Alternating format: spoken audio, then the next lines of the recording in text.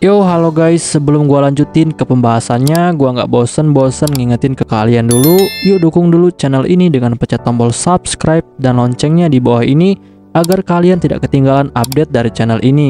Dan juga like dan share ke kawan-kawan kalian, biar di channel ini semakin dikenal banyak orang. Pastinya dukungan dari kalian sangat gua butuhin, untuk ngebuat gua terus semangat dan terus update ke depannya. Oke, kalau gitu, kita langsung lanjut aja ke pembahasannya.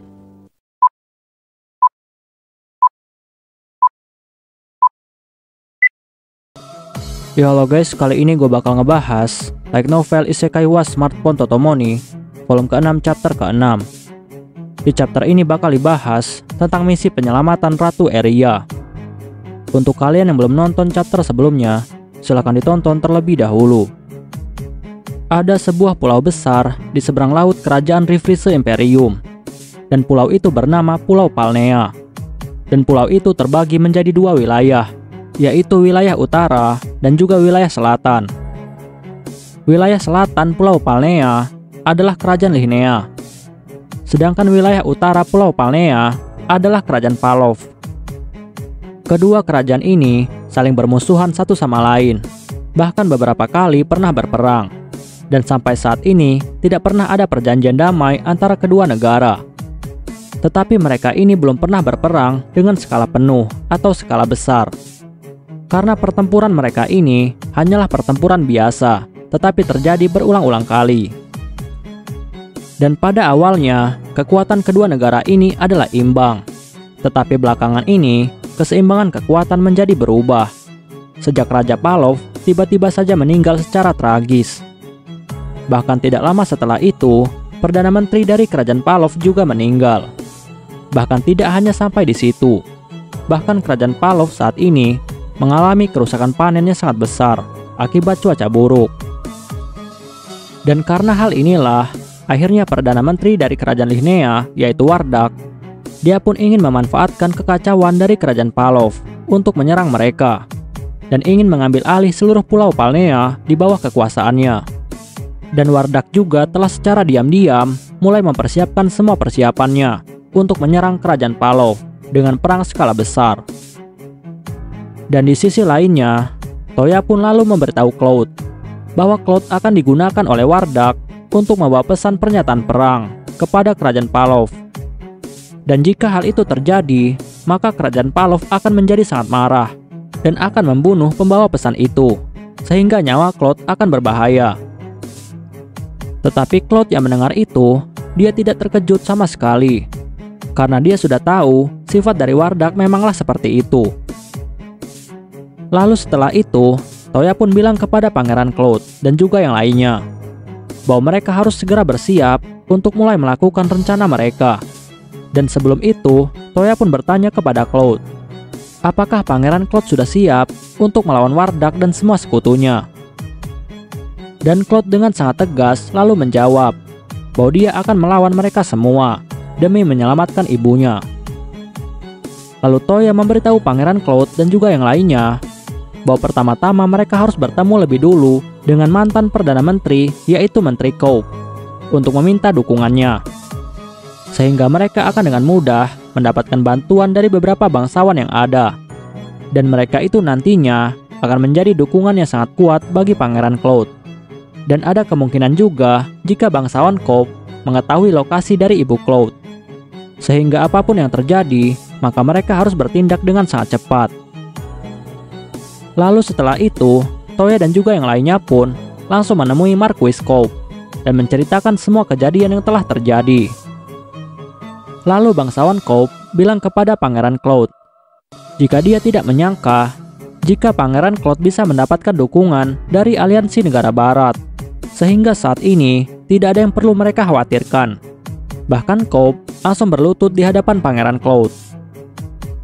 Perlu diketahui bahwa Marquis Cope saat ini tinggal di sebuah pedesaan yang sangat kecil, tetapi cukup indah. Lalu bangsawan Cope bilang kepada Pangeran Cloud bahwa dia bersedia untuk membantu.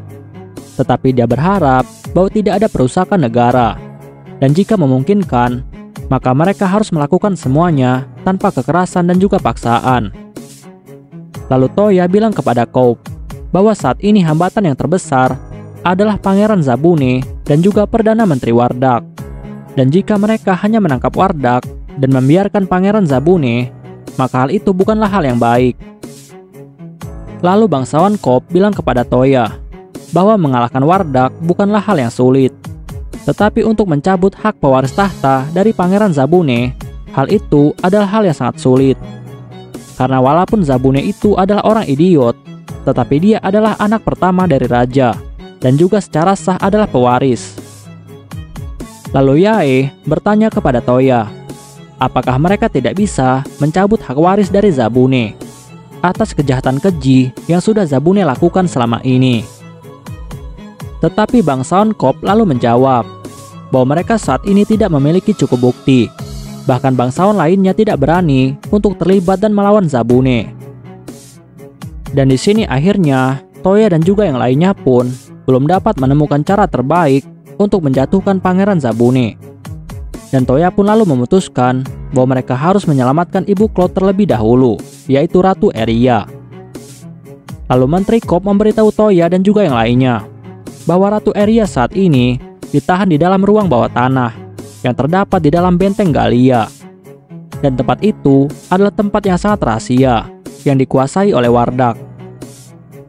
Dan bangsawan Coupe juga memberitahu Toya dan juga yang lainnya bahwa sebelumnya salah satu bawahannya telah berhasil menyusup ke dalam sana. Dan ternyata benar saja Ratu Eria telah ditahan di sana. Dan ternyata Ratu Eria saat ini tidak sakit sama sekali.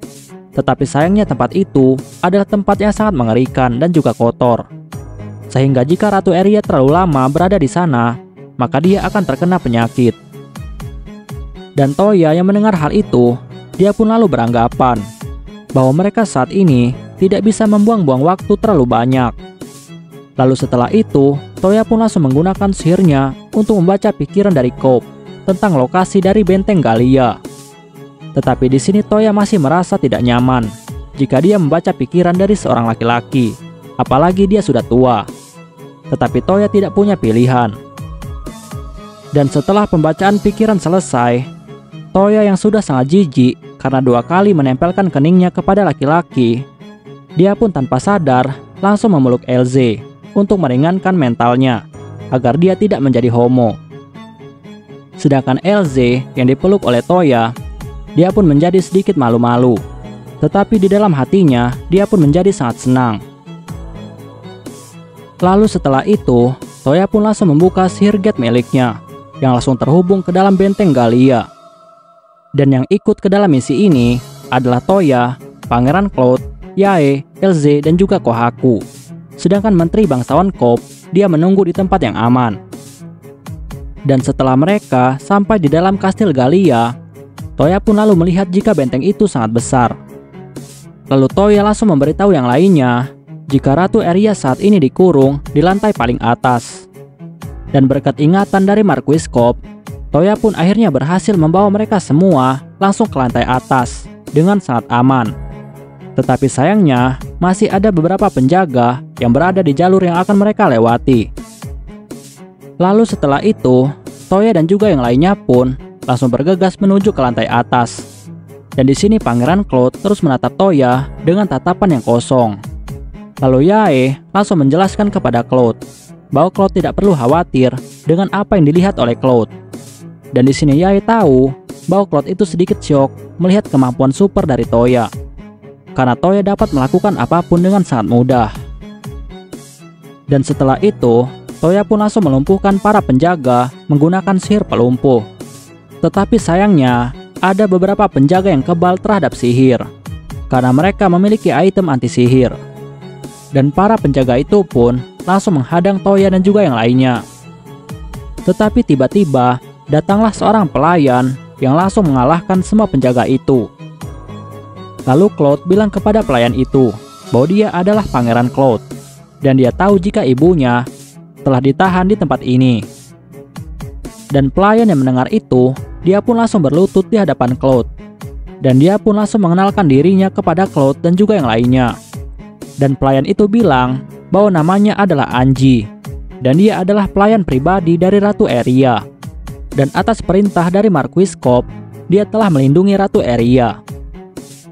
Pangeran Cloud yang mendengar itu, dia pun langsung berterima kasih kepada Angie, karena Angie sudah banyak membantu ibunya.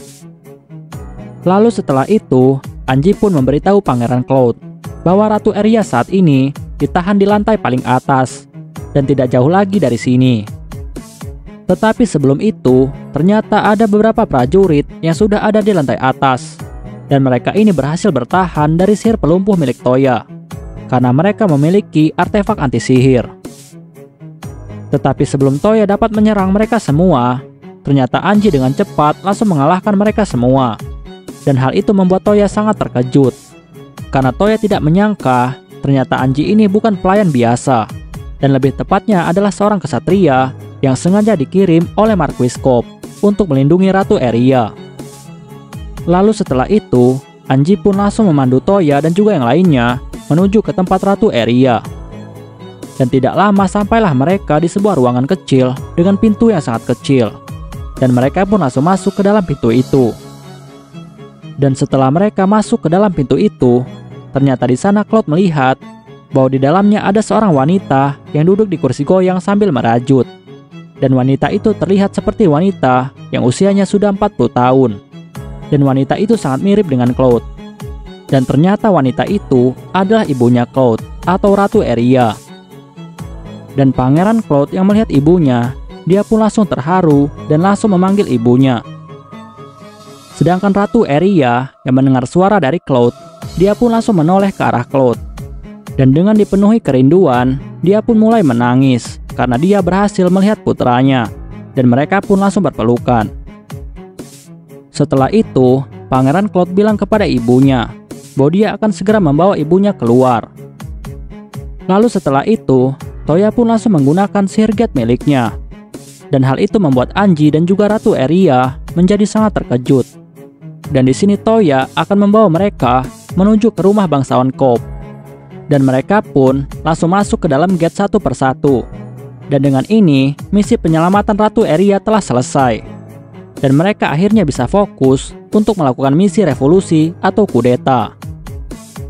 Oke guys, pembahasan kita di chapter kali ini selesai sampai di sini dulu. Dan kita bakal lanjut lagi di chapter selanjutnya. Gua nggak bosan-bosan ingetin ke kalian untuk dukung channel ini dengan pencet tombol subscribe, like, share ke kawan-kawan kalian, biar channel ini semakin dikenal banyak orang. Dan untuk kalian yang ingin mendukung channel ini dengan berdonasi, silahkan cek link donasinya yang ada di deskripsi. Oke guys, see you next time. Bye-bye.